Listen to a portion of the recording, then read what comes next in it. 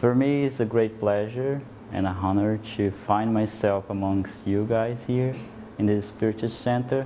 We have dedicated their work to help one another in this pathway that all of us are walking through. And it's through helping one another, sharing our experience and sharing our knowledge, that for sure we're going to reach better days.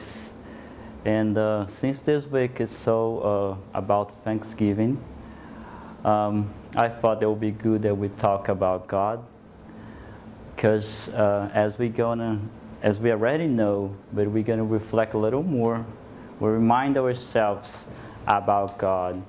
Everything that happens in the universe, it's through His permission.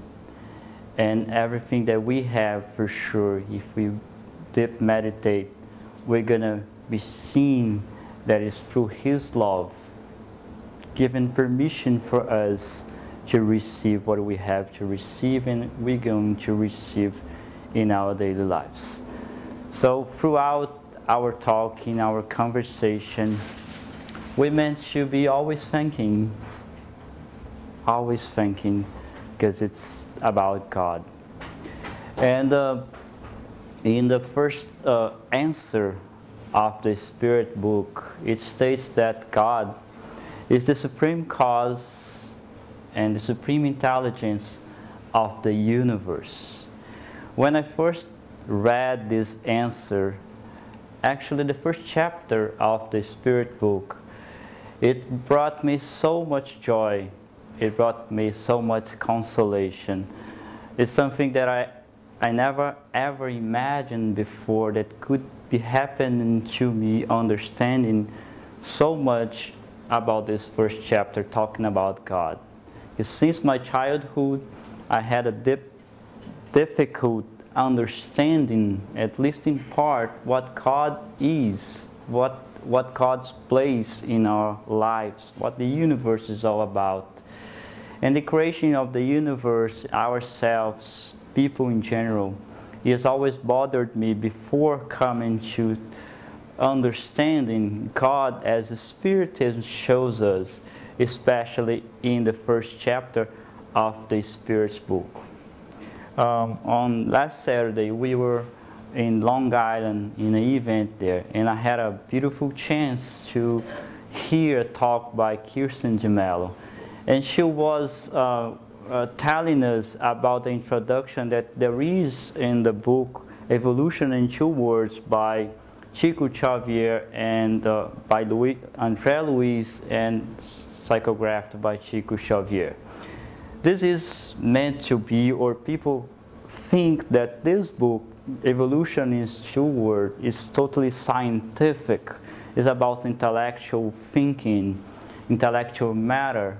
But she was telling us that in the introduction of this book, André Luiz says that this book was psychographed and brought for humanity to console, for those who are in pain.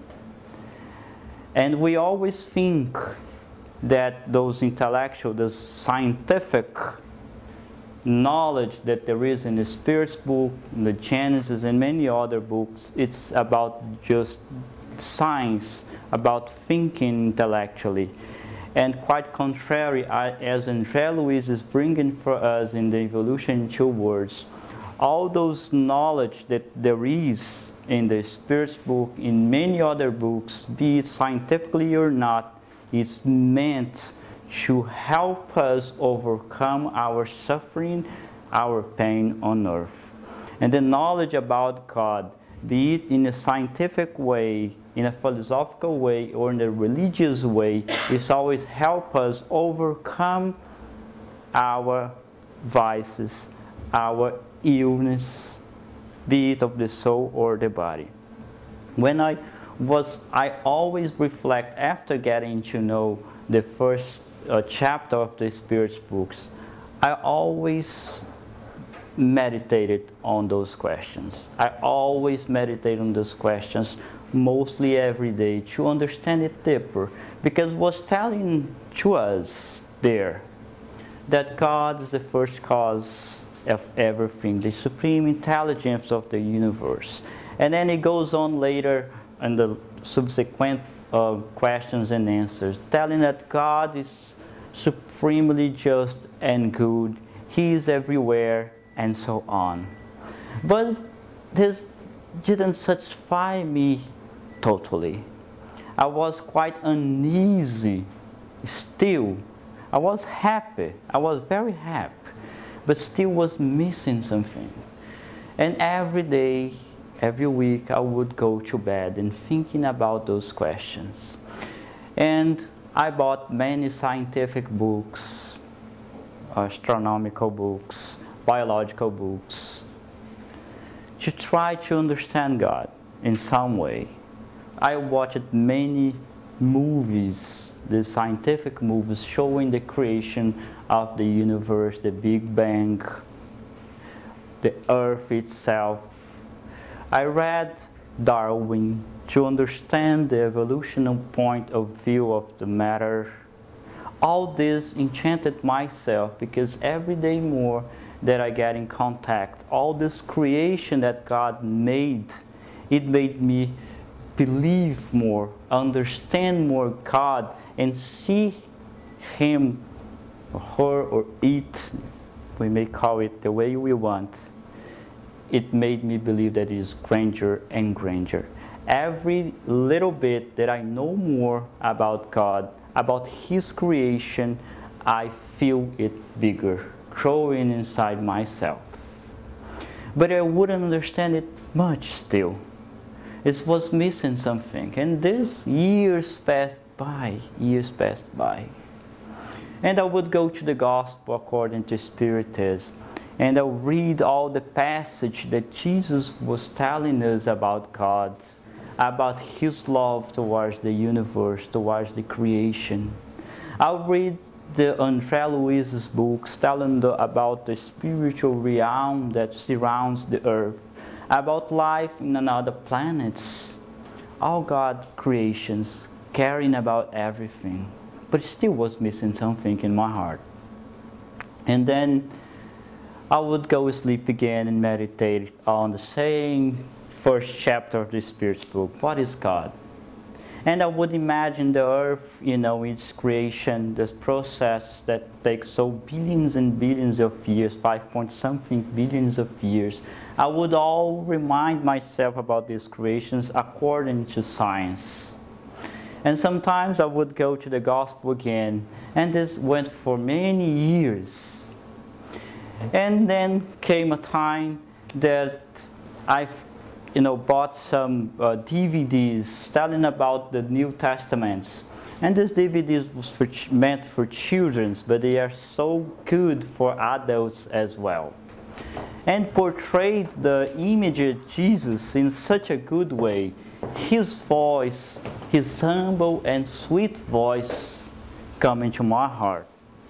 And I would, when I go to sleep, I would bring His image to me, His voice to me, His looking to me, His eyes, His light in some way. And then I start and question Jesus. Jesus, could you please just come to side of my bed and sit over here? I would like to talk to you. Please, because I don't know nothing, but I would like to question you. What God is all about? I don't understand it too much. I understand it much that I feel happy, but I still want to understand more. And I would picture Him sometimes as well, in the times of in Jerusalem, and the mounts preaching for the whole crowd, telling about God. I would visualize Him for an hour, for half hour, for some minutes. And I would question, Jesus, could you tell me just a word about God? And in my imagination, in the sight that I always had, He was just silent, looking to me in a humble way. It's like, I would imagine myself that He was telling, oh, poor child, go more, search more. And there was me, looking for more. And every day I was picturing Jesus in Jerusalem, in California, in every city that surrounds the great city of Jerusalem. And sometimes I go as well back to the chapter of the Spirit's book, and it was a great search. But there was a day, it was a very, very special day. I don't remember which day of the year, of the week.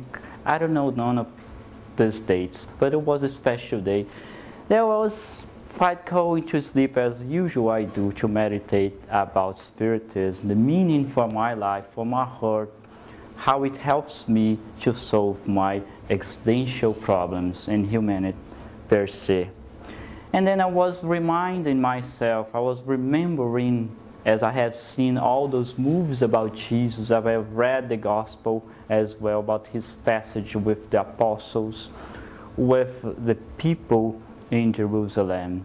And I stopped in some point in when Jesus was coming to the mountain to preach for the people. And in that day was the day when the apostles asked Jesus if he could teach them to pray. If he could teach them to pray, because they wanted to pray.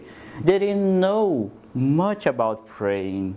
They didn't know to choose the right words to pray, even though Jesus all the time was teaching them to pray in some way, but they didn't understand well until that point. And that day was the time when Jesus would bring to humanity the great Lord's Prayer, the great Lord's Prayer. And that day, I just stopped and in my mind, I figured out Jesus in that mountain. And the whole group of apostles surrounding him. And then I just heard the voice of Jesus. Our Father, our Father. I just heard the first words, our Father, 2 words, our Father. And then we stopped it. I didn't hear no more about the prayer, our Father. And then I told myself, how many times, how many thousand times I have heard this prayer.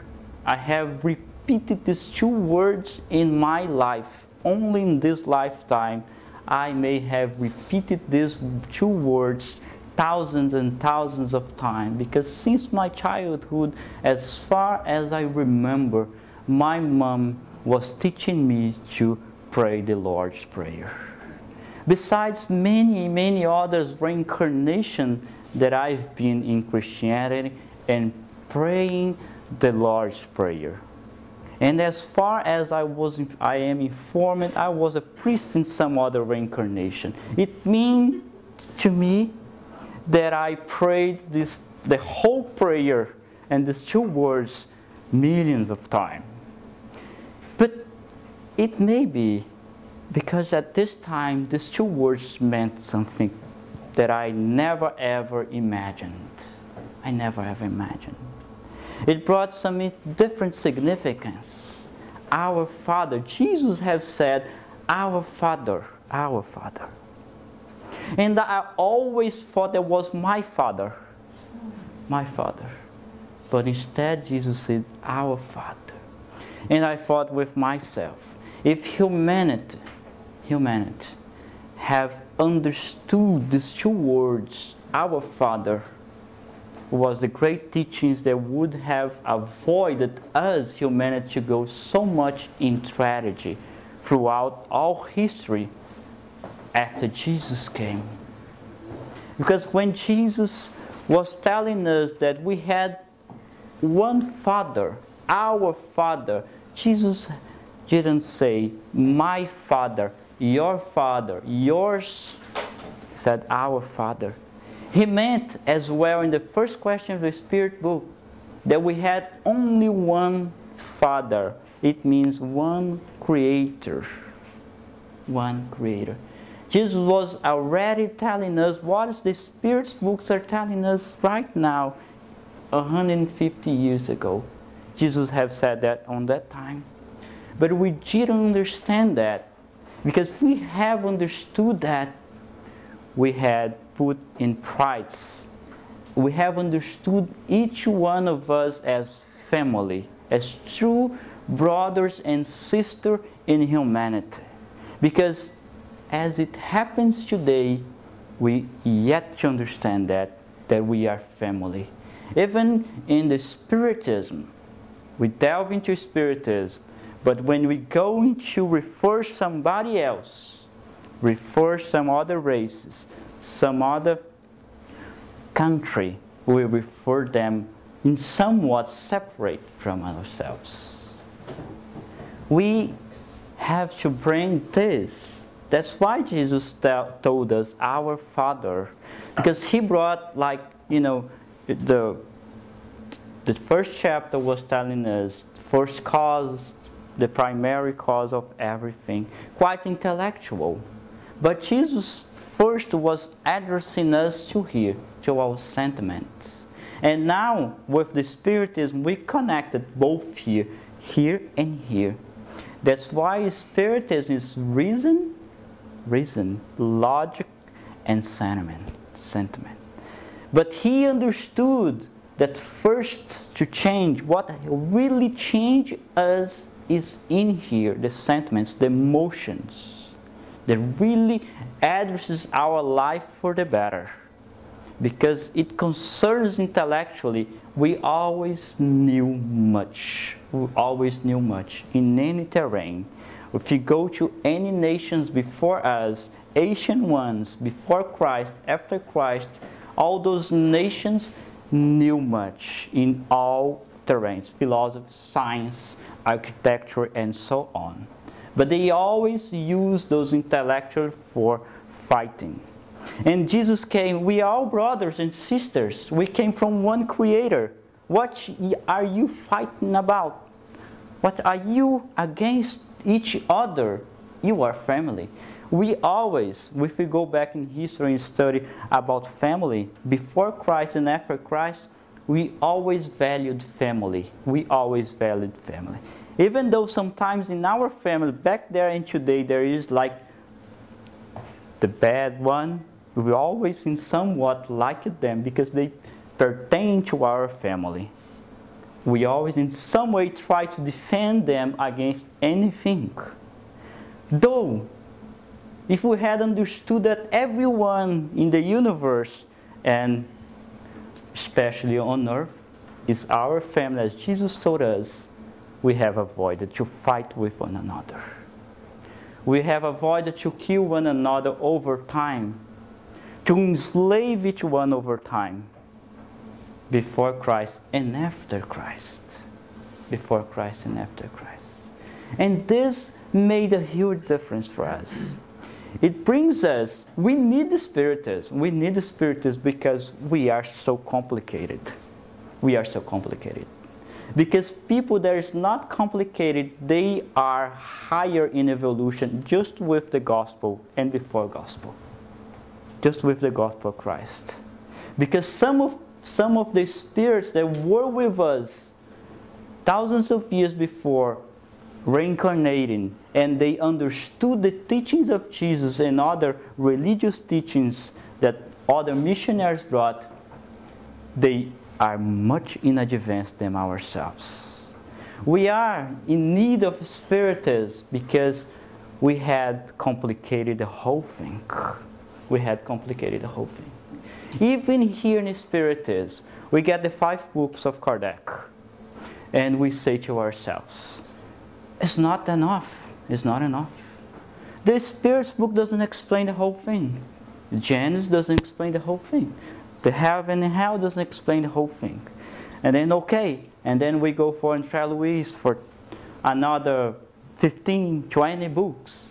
And they say, it's not enough. It's missing something. It's not explain the whole thing. And then as well, go for the Manuel Filomeno de Miranda, another maybe 20. And then we go for the Chico Xavier, another 400 books. And then we are still looking for more books because it doesn't explain the whole thing. We are trying to complicate it always, always. It's like we had the gospel. And many other sacred books that always had existed in all human history. But we always looked for more information from here. forgetting to bring this information to here to our heart. It was just enough that Jesus said we are all sons and daughters of the same Father. And He said, love one another as I love yourself. And He even said, if in your family you create enemies, love them. Love them. It was just enough for us to go through our evolution very fast. But still we are here complicating. This question is not well questioned. This answer is not well answered. It's missing something. In the first questions of the Spirit book, it's kind of doesn't answer everything. And then it goes on. But before Spiritism was almost all answered to ourselves. We didn't want to understand that. That's why Spiritism came to us. And let us be saying to ourselves, Spiritism is enough for now. Is enough. Is enough, and it's all we need for our evolution time. Because we won't be another one. We won't be another one. If you're not satisfied with Spiritism, and then I don't know what else we're going to need for our transformation. Because the Spiritism is well enough for us. As well enough back there in Jesus' time. Let's reflect a little bit about our Father. It means that we have one Creator, as in the first question. One Creator. He created the whole humankind and the whole universe. The people after Jesus, the great philosophers after Jesus that have studied Christianity, they understood that. If we go to some of people that studied Christ in Alexandria, in Rome, in the East, we're going to read their books. We're going to read their books, explaining and trying to understand God as we try to understand God in here in the Spiritism. But some of them, they were complicating this stuff. They are complicated. That no, God is that way. God is that way. Jesus is body and spirit. They were complicated. Some of them were complicated. But some of them understood well. Some of them understood well. Our Father. Our Father. It means that we have one Creator. It means that we inherit everything in the universe. Everything in the universe. If we ever thought on this, we inherit everything in the universe. Have we ever fight for a piece of land? If you know, a whole universe in some way belongs to me, I have one Father, you have one Father, we are brother, it means that the law of inheritance belongs to everyone. We wouldn't fight for a piece of land, for a piece of junk in somewhere place, a tree in somewhere, a gold in somewhere, a diamond mine in somewhere. We haven't thought about this. We haven't. Since we have one Father, He gave us, as Spiritism are telling us here, we have to evolve throughout time, since the mineral kingdom, the plant kingdom, the animal kingdom, and the human kingdom. It means that this God, the first cause, gave us the right that no one else, no one can take from us, the right to reincarnate. Everyone has this right. No one can take it. God gave me this right to reincarnate. It's through reincarnation that we'll reach perfection. If I want or not, it's through reincarnation that I have to go through here on earth or in another planet to reach perfection. That's my right that God gave me. And God is so good that it first gives us the right. We have the right to evolve. It helps us evolve throughout. If we go like that's why it's so good to study science in some way, at least, for a lay person, because we're going to see how steps in biology and so on go through, and how God with so much love, guided us until this moment. Sometimes we got desperate, and I just stopped. My God, let us just imagine, maybe 3 billion years ago, I was just maybe in the plant kingdom. Who knows? Now I am just, a human being thinking intellectually, emotionally, and so on. Why am I desperate? But God as well, He gave us not only the right, but another thing that never separates from the right that we have, is the duty. Duty and right goes together in anywhere that we go. It follows us. He gave us the right to reincarnate. But He gave us the duty as well to use this reincarnation to evolve. That's why there in the first commandment it's telling about God, the first cause, about one Father. And the first duty that is as well in the words of Jesus is to love our Father in the first place. To love our Father. In the first place is our duty.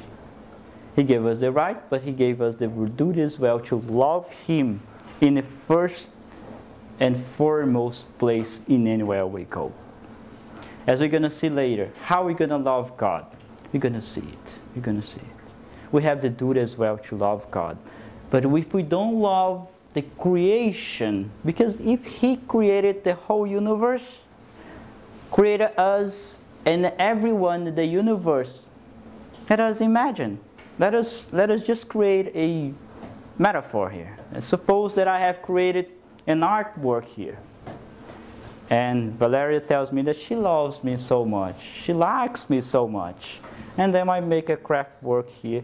And she just, it's not good, Adriano. You're so bad artist. He criticized me in a bad way. My work. Is this love to me? If I criticize, if I destroy, if she destroys my work, my art, no, it's not love. It's not love. It's like God.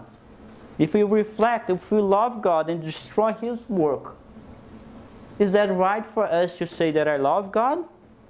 If I hate His creation, and especially those one that shares us in our daily life, that is human being, if I despise one another, I accepted God the first cause. It means not yet. Not totally full. If we go back and say, God is the first cause, and He or it is our Father, it has to change something in my life, in our life, as sons of daughters.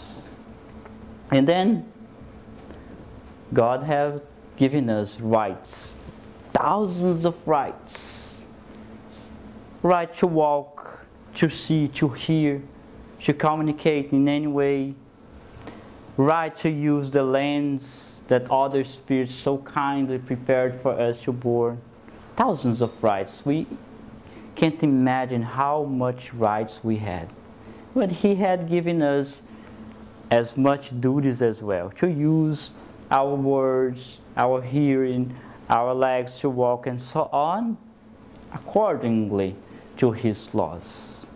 But we always thought, mostly, that we had only rights. I had the right for this land. It's not yours. I had the right for this knowledge. It's not yours. We always fought in our rights. We always fought in rights. We never fought. We are thinking now more about the duties that we have. Since there's a law of cause and consequences, cause and effect, and then we abuse so much about the rights that we had, that we create an imbalance in our evolution pathway, an imbalance that we have to repair. We use it, go and use it fighting, abusing, enslaving, and so on, disrespecting many circumstances.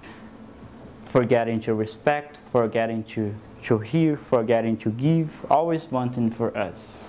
And we created this imbalance. And what came to human being? You know, the consequences. That is, we know so much. Illnesses in 1,000 different ways. Illnesses of the body, mind, imbalance in the mind. There's, you know, you don't have to name this because it's so common to us. That's because we abuse our rights that the first cause has given us. We abuse those rights that we had. And now to regulate, to repair, is through that. We call it, it's not punishment, but showing us, you're abusing your rights. It's better correct and use more. Now your time to, you know, fulfill your duties. That's why Jesus, his whole doctrine of love is about moral values.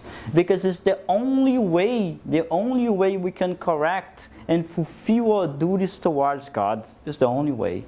Because they intellectually made us to use only the rights. We had the right to reincarnate, though we have abused it so much that now it's become very hard to reincarnate. And reincarnate in a bad situation. And many people, maybe including ourselves, we don't know yet. We don't know our past reincarnations much, and we won't know the future if we don't do good. We abuse it so much that there is a very hard consequences for those who abuse so much about the rights. It's like on earth, right? The articles of law. If the criminal, transgress the first one, there's a consequence not so much grave. And then the second one, the third one, the fourth one, and then will be some countries like here in the United States, there is like death penalty, right? The highest punishment that humankind would give for a transgressor. But God doesn't punish, but gives us consequences. We abusing our rights to talk, to hear, to walk, and so on. And God's warning us in a very light way, because we are starting our evolution way. We don't know much. But we are abusing. Comes, the instruction. Because we may have said to ourselves, oh God, please God, I don't know much about what you do. We could have said that, and we have said that to ourselves. Excuses, right? We have said, I didn't know that, God. I didn't know that. In that time, we didn't have yet Spiritists to tell us that all the laws is in our spirits. That we could have followed our conscience and then we wouldn't be in transgression. But we didn't have Spiritists to say to us out loud and clear and direct to us. But we had the missionaries. God, by His providence and love, would say, they would say for themselves that they didn't have instruction, but they wouldn't have still these excuses, because I would give them instruction through my missionaries. And God has sent, like Moses, Lao Tse, many others, to instruct ourselves. And then He sent the highest one, that is Jesus. Now, you don't have, my people, any excuses to transgression the law. No. And then nowadays, or before, we have suffered the consequences and complained still. I didn't know, God, that wasn't good to rob, to enslave, to kill. We didn't say that. But now we are in a new time, a new era, not for humankind, but for our heart. time to rethink our belief, to rethink our belief. That's why Spiritism is coming to us so clear, so clear. Because we, in some way, are blinded yet. It's like the blinded faith that we talk so much in Spiritism. We're not anymore guided by the blinded faith, that we made it blind, by the way, because it wasn't blind. Jesus was clear. If he wasn't clear, no one could be clear as Jesus was enlightened. All his knowledge, all his teaching was enlightened. Because we blinded ourselves for it, for those teachings. And came Spiritism as well. Now, to touch our reasoning, our intellectual thinking now. And connecting both. For now, we have the full chance to regenerate ourselves. All the topics in Spiritism. Could you just move some slides there? That one's good. I'll track my time here. I don't see any watch around here. So we have these education beliefs. So I will bring some slides here so we can, I would refresh back still to what I was talking about. It's based in what we are taught by our parents, community leaders, teachers, clergy, etc. The beliefs we are taught may be true, partly true, or not true at all. That's the education-based belief. Since education, we mean here the education that one another is given to one another through family, sometimes in church, sometimes, in anywhere. But this education is not all true. It's not all true because it's based in one's perspective, in one's emotional state, in one's evolution time. We go ahead. So we'll come back to it. Emotional beliefs. Sometimes our beliefs are shaped by unconscious needs and desires, including anger and fear. The emotion-based belief says, what I believe is what I feel right to me. It is, if it feels good, it is real. This kind of belief, it was the most used for us in all our times. Because if it feels good for us, despite any harm to humankind, it was good. If I feel good to distress somebody else, it means that God approves it. It's because I am feeling good. I'm feeling good. It's all about our emotions, but the distorted emotions that we had, because our unconscious being was so much darkened and blemished by our actions, the dark action that we did, that our emotion was imbalanced. We used so much our rights, and then our emotion was disbalanced.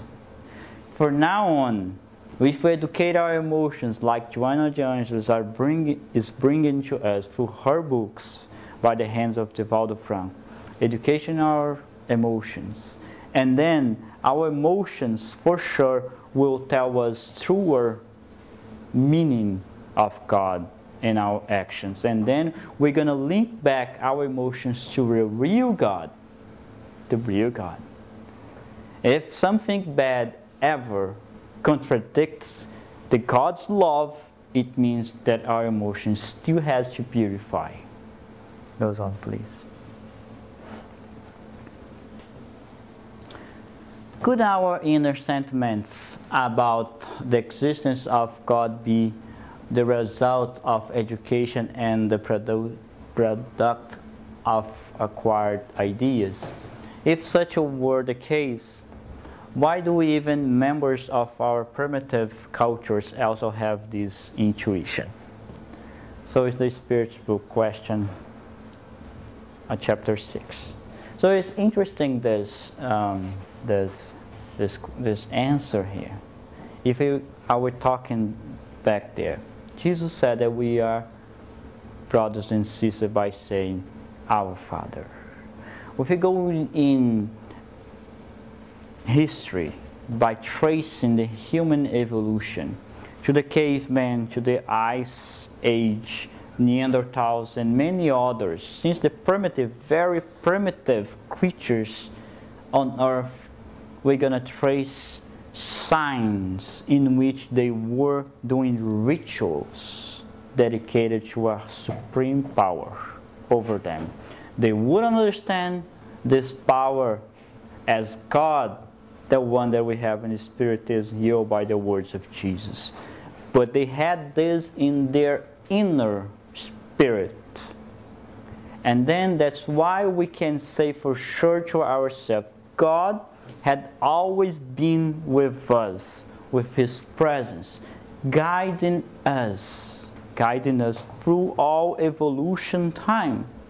That's why we have to state to ourselves, God brought me here. If I'm not better, it's because of my own will. My own will. If I'm good now, it's because God has guided me, guided us. And that way we're acknowledging the power of God in our life. Being grateful ever to His power, to His guidance, to His guidance to us. It's always good to remember that God was back there. And He still is and still will be this first cause. That's why He is the first cause. No other causes at all. And then we're going to feel that God is enough. We don't need no more. No more than God. If He's the supreme creator, the first cause, the all-powerful, the whole loving. The whole loving. No more love than God anyone else will never have. Even Christ. And then God will be right enough for us. And then we look for God in the last circumstances sometimes. And then sometimes it's just enough to say, I'll look for God, because God is enough for me. I don't need maybe something so transitorial, so, destroying some days and so on. Let us go a little bit. Can anyone read for me? Can you help me?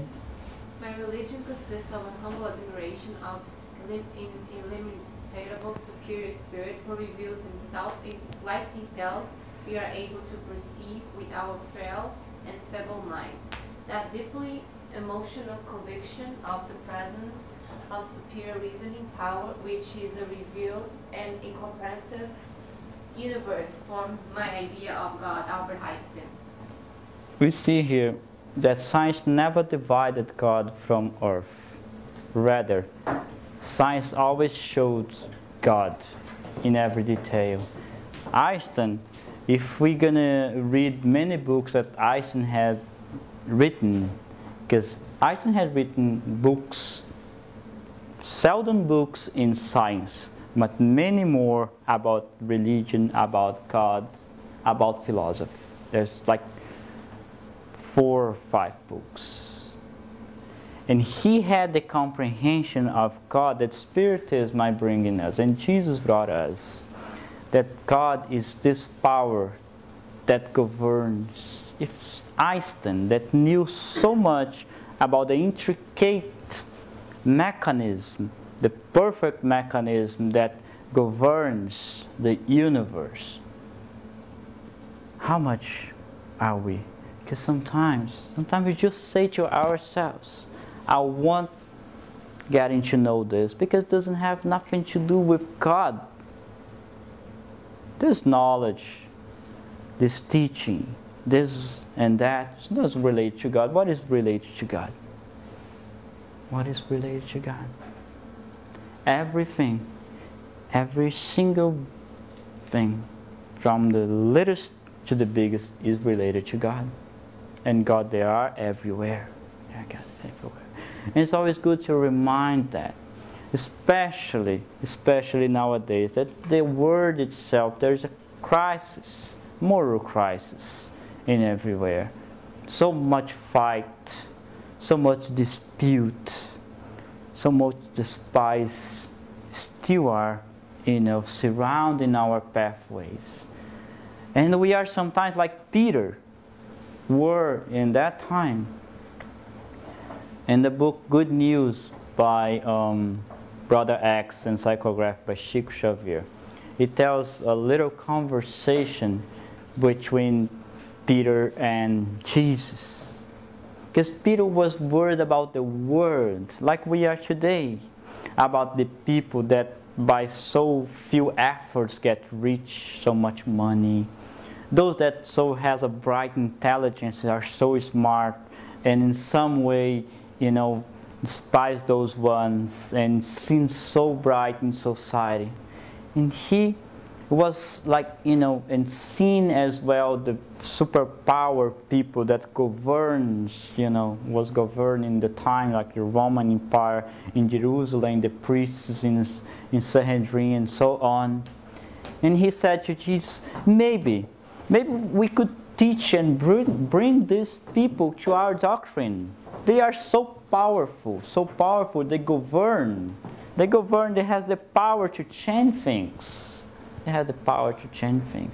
Why don't you go for them instead, going for these miserable people, the poor ones that has no power at all? Was the conception of Peter at that time, that day. And Jesus' reply was so humble, but was so powerful. And he said, Peter, who governs the universe, the earth, is God. God governs the whole thing. These people, it's my words, these people that you're talking about, they are just walking here and there. They are playing with power, trying to harm each other. That's only what they are doing. They are governing nothing. Tomorrow they will be out of the power, 4 years, 5 years, 10 years. How many years they will stay there? And the earth will be the same. The earth will continue. You're going to be continuing. Who governs the universe is God. Nobody else governs anything. To just put us back to that cause. Let's go first a little more. Anyone else, please? Help. I'll track the time here. Reason-based beliefs, evidence-based beliefs. If you search for the cause of whatever is not the work of human beings, then reasoning itself will answer your questions. Spiritual. So that's the reason-based belief and evidence-based belief. Reason tells us that God is the first cause.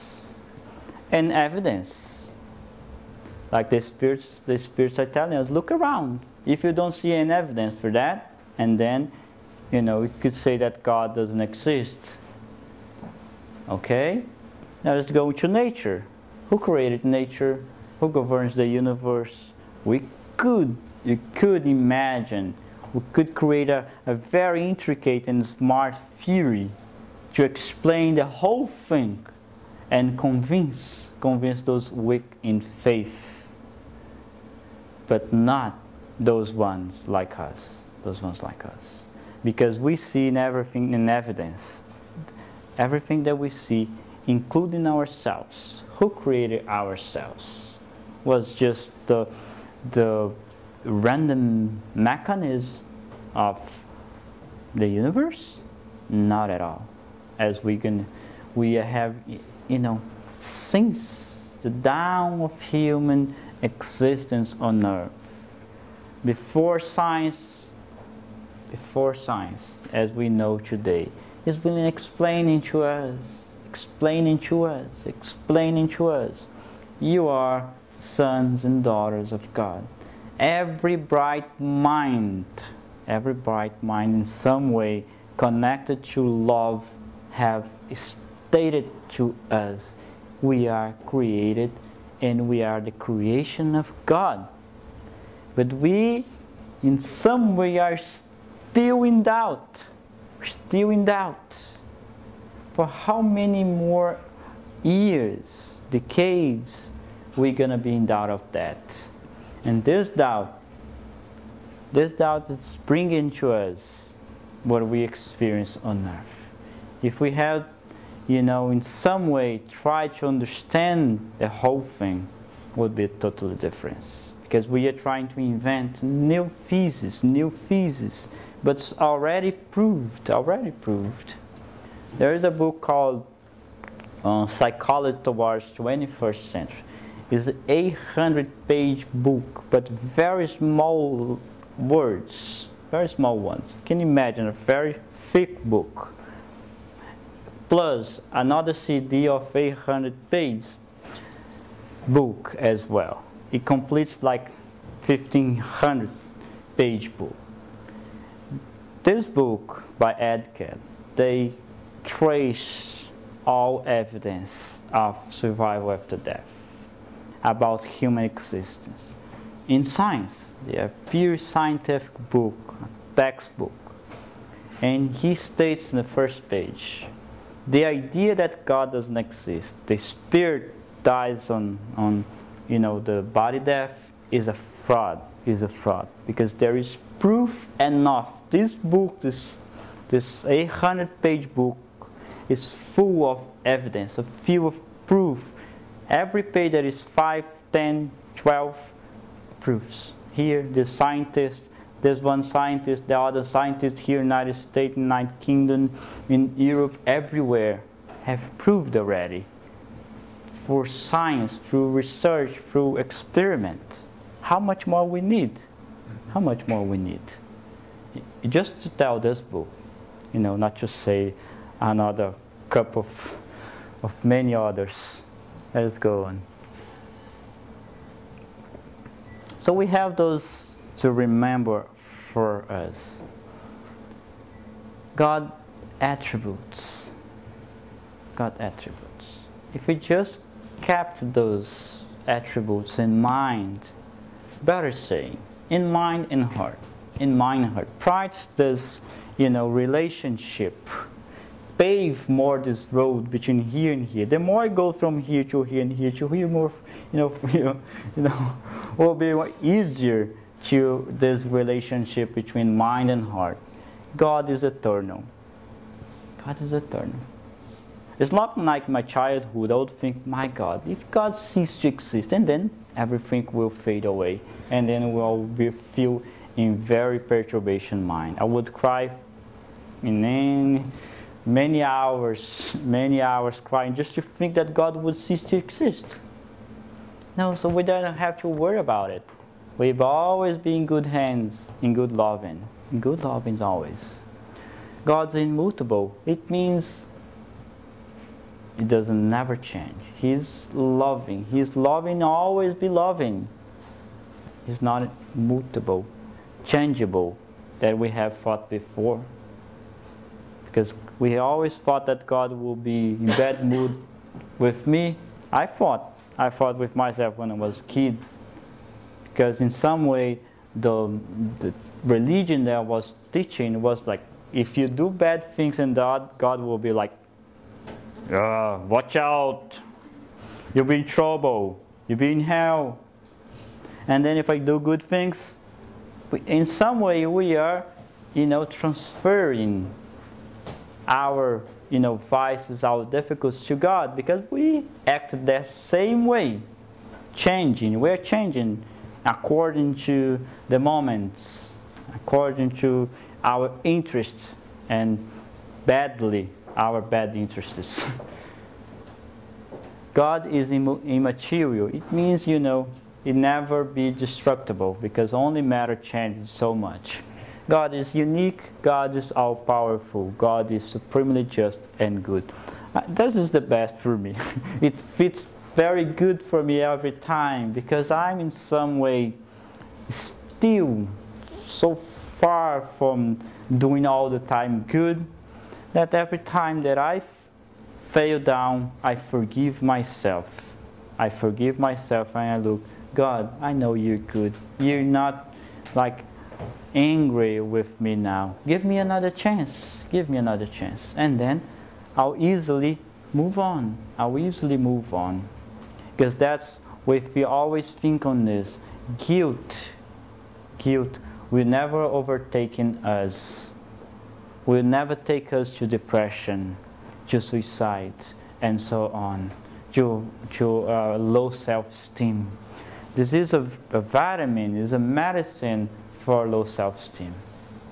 Will give us always strength to go on and stand for love always. I think, I'm not sure if the last one, but go on.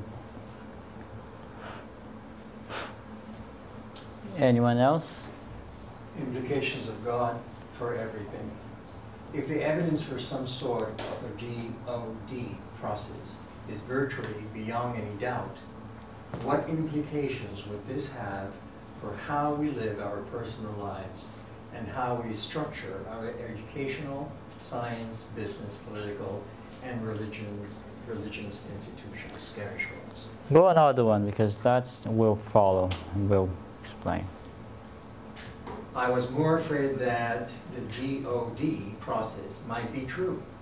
If a God process really existed, then I would not only have to change my agnostic approach to life, but would also have to face the consternation of my strong atheist colleagues. Also, that's a God process book that he wrote. He means God. He put God because in his mind there's this process, there's a, unlimited God that permeates the whole thing, but it's God. That is interesting how he puts it. If science, if we some way states to ourselves, this God exists, and then there's implication for it. It's like the first reading. It's not about only believing. I believe that God exists. If I truly state to myself with ourselves, God exists and he or it is that way that we know in Spiritism as Jesus has brought to us. And then there is implication.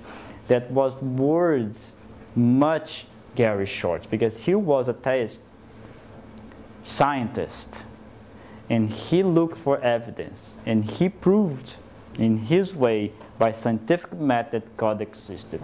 And he was so afraid to convince himself, to tell to himself God exists. So I do now. He would have to, deny mostly of his 50 years of scientific work in some way, mature way. And he would as well to face his colleagues that knew him so much as an atheist for his whole life. But though he had the courage to state in the same book that God had the evidence to exist. And he proved by his following books, and we know him so much by Kardec Rage and many other articles, that he is pro-God, and he accepted God. Because in his research, he founded God.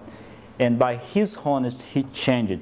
He assumed God exists and I will change myself because I accept that. Accept that. That's the true belief of Spiritists. It's not only about accepting God, accepting the realm of the Spirit, the communication with the Spirit, this and that. This has to make difference for us. It has to make difference.